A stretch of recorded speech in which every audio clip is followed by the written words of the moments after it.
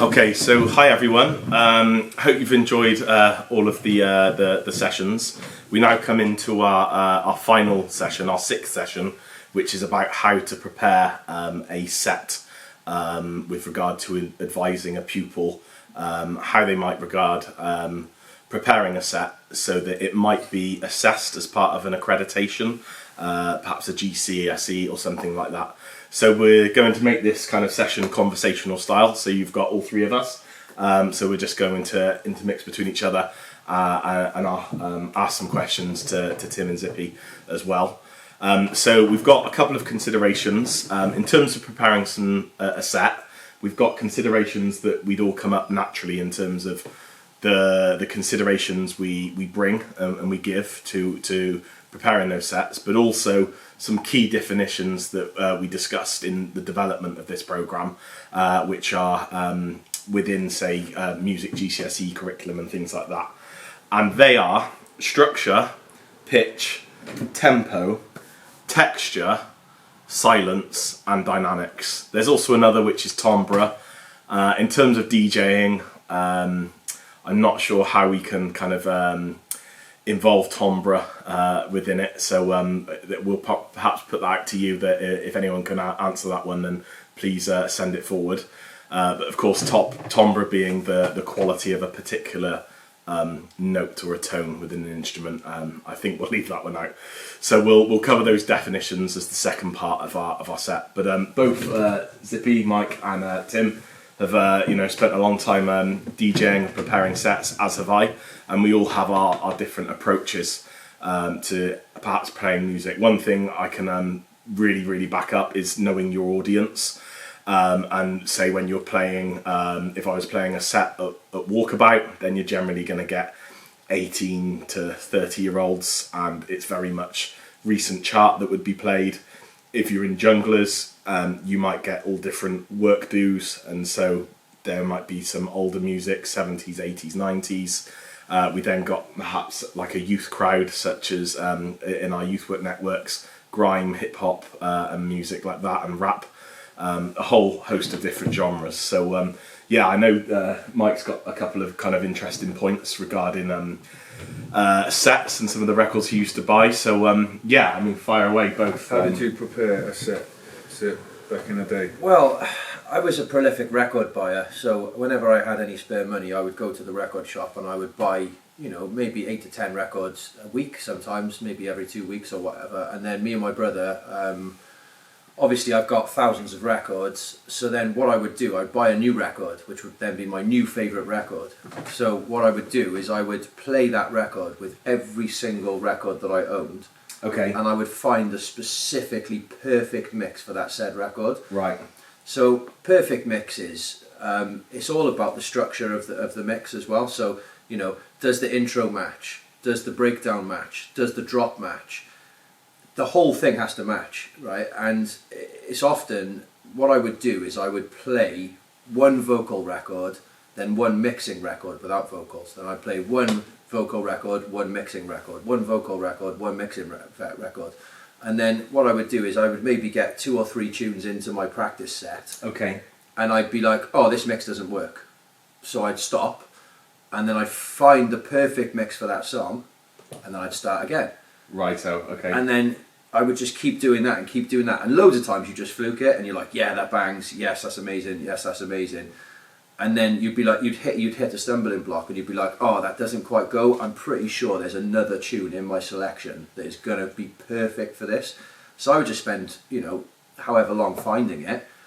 And then I would start again from the start, and then I'd get to 20 minutes, I'd get to 30 minutes, I'd get to 40 minutes, I'd get to 50 minutes, until I had the perfect set with the records that I owned. Great. All right. Well, you mentioned then a song with vocals in it, and then a song without vocals in it. You say instrumental. Yeah, an instrumental song. Yeah. Okay. So what's the definition, very briefly, of those two? What's the difference? So an instrumental song is a song without vocals. Okay. And a vocal song is a song with people singing or rapping on it. Great. But what happens if you're playing 2 records together with vocals? Yeah. It's not going to work. They clash. Yeah. Yeah. Like you mentioned earlier, Tim. This is like, we're talking about the texture here, aren't we? Yeah, I was literally going to lead on to that. So yeah. So we've got almost like a couple of implications of what Mike has kind of flagged up, which feed into perhaps like the texture, also the dynamics and the structure of the set. Already we've got an idea of the songs that you play and the order that you play them in, and maybe the features of those songs. There can be a lot of thought and consideration that goes into them. 100%. To be a good DJ, the songs have to fit. Yeah. If they don't fit together, like sometimes you can play two vocal tracks together and they will fit perfectly together, because you can get really lucky and you've got ones. Not often though. You can get call and answer. So call and answer is like the one record would go ubba dubba dubba dubba, and the other would go oh ubba dubba, and they'd actually, their vocals would be hitting at different times, and those can be some of the best mixes out there, to be fair. Right, great. Yeah. So perhaps maybe an introduction for preparing a set for pupils. They may have a copy of perhaps Record Box or Serato or an online DJ software, maybe even virtual DJ.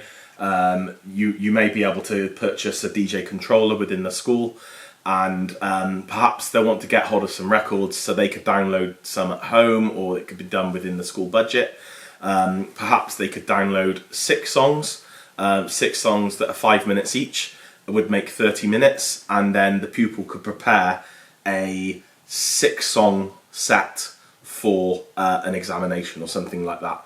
And some of the things that you could think about is what features of the songs are involved, and what kind of how the songs combine to create a certain texture of the overall mix. So yeah, that's a great point to cover. Definitely. Yeah. So I think both me and Zip, when we were preparing for sets, it's just all about practice. And if you're doing it because you're loving it, practice is not a chore. You would do it anyway, even if you didn't have a set coming up, because you just liked DJing so much. And I found that as my record collection grew, I would be playing a tune, and I know that in my bag I'd have an option of about 3 or 4 tracks that would go well with the current tune I was playing. And so then it was about looking at the crowd and sensing the vibe, and sensing of my 3 or 4 options of tunes that I know would go well with the one currently playing, which one are they most likely to appreciate, and then I'd put that one on next, and from that tune I'd know that I'd have 3 or 4 options of tunes that went really well with that current one, and so which one would they appreciate most based on just feeling the energy and the vibe from the crowd. Like, it's kind of like a musical jigsaw puzzle. Yeah. But I never knew, like, when I went to play out live, I might know I'd know what tune I was starting with, and maybe the second and third as well, possibly. But after that, I didn't know what tunes I was going to play before I went out. Freestyle. Yeah. Okay, and there's no end of different combinations of songs and how they can go together, and only need to hear someone like Annie Mac in terms of listening to genre mixing as well, going from drum and bass to perhaps house and different elements of music. So Zippy, you touched upon a track with vocals in and a track without vocals in, and Tim, you then touched upon looking for different songs and how they might work together. And I think it's something you mentioned before about you felt that they fitted together, but you didn't quite understand why they fitted together. And that moves into one of the 7 elements of the GCSE curriculum as well, in terms of pitch. So we've got frequency of music and pitch, and that also relates to tempo. But very briefly, Tim, isn't it the case that when you're thinking about whether these songs fit, there's an implication on pitch involved as well? So I think if we're looking at pitch in its true meaning, when we're looking at DJing, it will be about the key of the songs on it, and there'll be, if they're in the same key, you'll be fine. Some keys will work with other keys, it's true. On the software, the virtual softwares, there'll often be the key will be identified. It does it on this tractor, it does it on Virtual DJ, and it does it on Serato as well. So it will tell you the key. And like you saw in an earlier video, when Zippy was using Virtual DJ, it automatically moved records up or down a few semitones to match the pitch for you. But I mean, back when we were just mixing with records and two decks and a mixer, we had no idea what key they were in. I didn't even understand about keys back then. I had no idea. I didn't even know any. I had no music idea theory. what keys were, but it so happened that you might have like 40 records in your bag, right? And the likelihood is you've got to play most of them, but there's a few that you won't end up playing, and they just didn't fit. But when you're looking through your record bag and there's a record on and the crowd are dancing, you're looking through your bag, and for some reason my brain would tell me, this song is going to go, right? And I didn't know what it was at the time, but it was actually, oh, this song is actually in key with the other song. And my brain was telling me that it was. And that was, it only comes from experience, but realistically, it doesn't take you that long to learn what goes with what. Great. And that's a feature of DJing, particularly on the topic of how to prepare a DJ set. They don't have to get it perfect, not at all, but this idea of pitch, this idea of key, it really is something about, is a good implication. And when you have songs that fit in key, they generally say plus or minus, one or two, say, semitones. And it's that kind of, you can go up in key, you can down, but they can't be too different. And so when pupils prepare a set, if they try and match the key, they're going to hit the curriculum, and they can also spend a bit of time preparing that as well, in the same way that we've learnt that Mike and Tim have done so. And it really is a case of, there's DJs that I've come across, and I know these guys have as well, that will actually have a whole database of their records, and they'll jot down which song it is, but also what key it is, so they can look for the songs that work in terms of the dynamics of the set, and the kind of overall journey that they're taking their audience on, but also they're making sure that those particular songs fit in terms of their pitch as well. So I just wanted to touch a little bit on genre specific sets. Great. And also multi-genre sets. Okay, that ties into a next section as well. So Excellent. Perfect. Good. Yeah. Well, if you're going to play a house set, or a hip hop set, or a garage set, or a drum and bass set, you realistically have to choose to begin with, and you're like, right, I'm going to play a drum and bass set, and then you'll usually find that they're all around the same pitch, around the same BPM. Okay, yeah. Speed is incredibly So important. there's BPM to consider and pitch. Yeah, but BPM is almost fundamental. Yeah, you if you are beat mixing, and you don't have to, every mix doesn't have to be a beat mix. You don't have to, you can stop one tune and then drop the next, and so you won't have to match BPMs there. But if you're going to play two records at the same time, it's fundamental that the BPMs and the tempos are the same. Or they're within a range where you can actually match them. Because, if you took a really slow song and tried to play it with a really fast song, it would just sound garbage. So they have to be within a few BPMs of each other, maybe 10 BPMs max, I'd say. Otherwise it's not going to work. But there are techniques and ways in which you can play multi-genre sets, like you were saying. So I've recently played a set on Rinse FM, and the artist that I was playing with, he records his vocals on every single genre you can imagine. Now, he wanted to start the set with Afro beats and hip hop, but then he wanted to end it on drum and bass and jungle. Okay. And I was like, well, how the hell am I going to do this? Right? It's an hour-long set, and I had to get it all perfectly right, and this was pre-recorded for radio.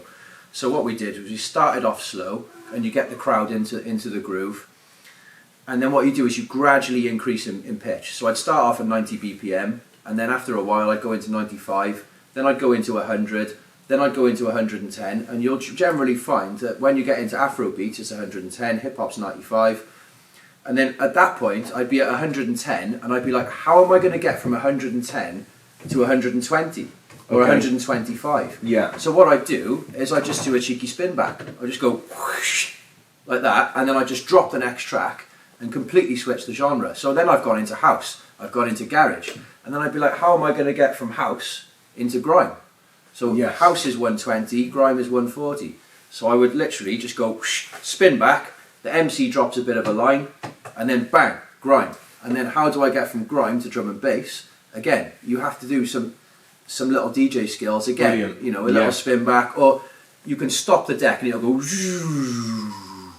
and then you can drop a new one in, and the crowd aren't expecting it because they're expecting to dance at the same pace that they were dancing before. Great, So if great. you switch the genre, it just blows their mind. Like. Amazing. Yeah. Okay. So we've got. I mean, that's great because what you've kind of covered then is different genres of music and how you might kind of mix them together, but also the different speeds in terms of your BPMs. That is kind of linked with pitch because the higher the BPM.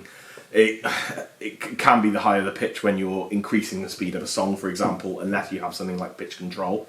But then when you have songs that are of a different tempo, it is still possible to mix them together, but you wouldn't use conventional forms of mixing, you're saying. Yeah. No, So it wouldn't be like a mix as in they're both playing at the same time necessarily. Yeah. You would use a DJ technique to then bring the next one in. great, and that's a brilliant thing to perhaps tell your pupils, is that if they get a list of songs, maybe if they get 12 songs together, so that's a song every 2.5 minutes to make a 30-minute set, something like that, they can really chop and change and really show their versatility. So maybe just hit the stop button, hit pause, it stops. It creates that dynamic. There's a bit of silence there. Then hit the next song and then introduce. Or you could have a spin back. So as we showed you virtual DJ and that whole list of effects that Zippy showed you in the drop down button, you hit that drop down button, you've got beat grind, you've got backspin, all of those features. The people could hit those, wait for that silence, and then introduce another song. So you've almost got a level of character to your set, and you're building texture, not only through naturally combining different songs, but also you're doing it manually as well, so that the pupils can demonstrate that skill. Okay, so there's another topic which would be effects, and that's very closely linked to those little effects as well. I mean, other things perhaps like a siren, or are there other examples of effects that you might be able to incorporate into your set? Yeah, well, there's things called acapellas. They're pretty cool. So an acapella is basically the lyrics without any beat underneath. So it's the opposite of an instrumental. So Tim likes to scratch acapellas. So you get a word like yo yo yo yo yo yo yo yo yo yo yo, and or you can just mix them over the top, get them the speed correct, and then you've got a vocal from a really famous song over a beat that no one's ever heard, and everyone just goes crazy. Right. So that's a cool one. Brilliant, because you're mixing them, and then it creates that novel impression, and because it's not necessarily been done in a song they recognise, that's what kind of excites an audience. It's like a live remix. Yeah. Great. Basically. Okay. It's pretty cool. How about you, Tim, in terms of like maybe adding effects? I guess there's the scratching. Yeah, it's more like tricks on the decks is what I do, rather than like pressing any buttons for sirens and that. I'm not against that, but it's not something I've really done much of. But yeah, for me, like it's just a scratch is the ultimate effect, and like it doesn't have to be an overcomplicated one. Just a very simple, like, have I got this set up here? Like, A bit more volume, maybe. before you drop a tune, you know what I mean? Just a quick one of them. Great. Okay. Could you show us an example of a spin back? Yeah, so have I got tunes on both decks here? Yeah, I have. Alright, let me do it quick. So, you've got this tune playing. Let's pretend the next tune I've got is a different genre. You'd simply wait for a right point.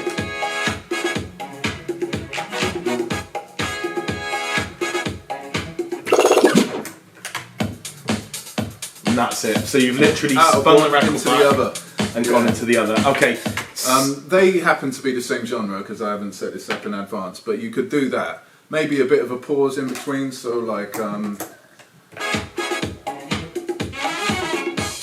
could even like this. Nice and slow. Wait for the crowd to go wild, and then bang your next tune. Great, Yeah. great. Sounds nice. It's easy in a way. That's easier for a young person to pick up than matching beats. And perhaps if they combine the several different methods of mixing, then that there's dynamics in their set, and they're showing a variety of different skill sets as well. One important point there, is the mode of the decks. Is there vinyl mode and CD mode? So Yes. if teachers and pupils try it, and that spin back doesn't really work. So I can show you on this actually. So with this, right now it's in vinyl mode because it's acting like vinyl. And it's good because it means you can scratch with it. And then if I spin back in vinyl mode, it spins back because it's behaving like vinyl would. But these digital decks will have a CDJ mode. So when I spin it back now, I'm just slowing it down rather than spinning it back in vinyl mode. It's just a different setting. I always use my CDJs on vinyl mode because I'm used to vinyl, but I guess if you're not going to do any scratching and you didn't learn on vinyl, CDJ mode would probably be easier if you're beat matching and needing to speed things up and slow things down a touch. Yeah. It's different strokes for different folks. Yeah, you know? I certainly use CDJ mode more often than vinyl mode. Within Virtual DJ, just by the deck, just to the right of it, there's a little button that says scratch. Vinyl mode and scratch mode are the same thing. So if you have it in scratch mode, when you move the turntable up and down, you will be able to manipulate it. When it's in CD mode or not in scratch mode, you won't be able to do that. So that's kind of a little intro into that, really, and awareness. So really, I hope you've enjoyed the series of videos and hope you've enjoyed this conversation today. There's so many different ways that you can kind of add and layer and texture a set that a pupil can put together for perhaps an assessment, GCSE assessment, that will add these different dynamics. The effects almost create a different form of like a live music creation, adding sirens, other sounds, maybe adding a third channel. And there's a whole versatility of different methods that pupils can get the most out of music, and hopefully really excite them and encourage them to go further on their music journeys as well. So I think I don't know if there's any other points. I do have Great. a couple of points. Yeah. Sorry. So I do teach a DJ module in college, and just from experience, I would say that getting the kids to download their own music is really cool. It allows them to put their own emphasis and their own personality into it. So Okay. what I would suggest is if they're just starting out and they're struggling to beat match, try house music, because it's generally around 120 and 120 something. So the BPMs are very similar, and it's got that 4/4 kick, right? So as long as your kicks are matched, boom, boom, boom, you're in the mix, right? Yeah. So So that's the easiest way. And another way is, once you've downloaded all your tracks, put them into the relevant folders of the genre. So you might have, So organise your set, organise the music. but you might end up with 20 sets or 5 sets or one Great. set. But what you need to do is make sure that they're genre specific and they're in the different folders. Okay. Because otherwise, if they're all in the same folder, you've just got no chance. You're going to be trying to play hip hop and it's just a nightmare. So choose a genre, stick to it, and if you get fed up with it, move on and start a new folder. Okay. Right? Now, what I would say is when you're planning a set and you're like, this is my first tune, this is my second, this is my third, it can get really confusing. You have to write it all down. What you can do is go into the folder, choose your first tune, and then at the beginning of it, just put a 1, right? And then your second tune, put a 2 at the beginning. Change the name of the song, right? Put a 2, put a 3, put a 4, put a 5, because numbers in alphabetical, they all come up, so it doesn't matter what the name of the song is, you can order them all in a really nice order, and then you know exactly what you're doing. You don't have to look at your paper, you don't have to do this, you just put them in one by one. That's my first, that's my second, that's my third, that's my fourth, that's my fifth, and it's perfectly planned, and you know exactly what's happening. And then what you do is you go through your song, go through your mix. You might get to your third or fourth tune and do what's called buffing your mix, which basically means you mess it up. And what you can do is you can stop, go back and start again, and then all you've got to do is get to tune number 10. You've mixed them all perfectly together, you've recorded it, you've got your perfect mix, and everyone's laughing. Great. And you can get them to release it on the internet. You can put it on Mixcloud, you can put it on YouTube, because that's a really fun part of it as well, is them actually publishing it, and they can show their friends, they can play it at house parties. Okay. They can get feedback from their family. And it's there then, it's on the internet forever, and it's something they can be proud of. It's a memory, yeah, and they can release it, perhaps even make a front cover for an album, have a bit of a topic on marketing and things like that. Yeah. And the other part is DJing is a really good skill, and you can make money from DJing. So like A, it's fun. B, everyone loves you when you do it really well, and C, there's money to be made, man. Like you get paid much higher per hour than you would working somewhere in a normal job. Yeah. The hours aren't great, and it can be, if it's like 3 o'clock in the morning and you want to go home and everyone's dancing, it can be unsociable. But realistically, there are jobs out there. It is fun, and it's something cool to do while you're young, really. Brilliant. Honestly. Great. Okay. Well, I'm sure we've shown you in some of the examples of the on-screen displays of how you can kind of like prepare songs and put them together. So hopefully you've been able to get a little bit from that, and I'm sure we'll be able to show you some more of how you would actually go about preparing a set literally online. But I hope you've enjoyed this conversation. I don't know if there's any other points, Tim, you wanted to... I don't know, maybe just I think any young person that's ever put a playlist together will like naturally enjoy DJing, I think.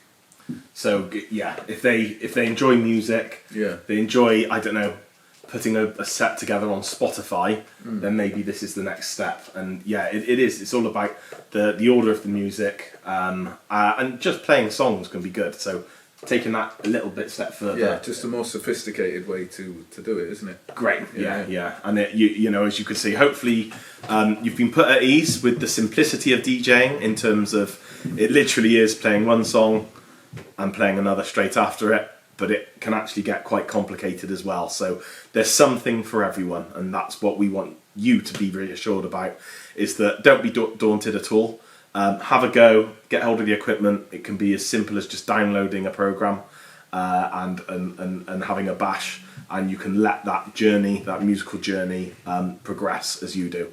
Yeah. So thanks ever so much. Yeah, and if you ever get stuck, it's just a Google or a YouTube video away. So just, if you get stuck, just watch some tutorials. Great, yeah. And we're also on hand as well. So Ministry of Life Education and Ministry of Life Youth Services.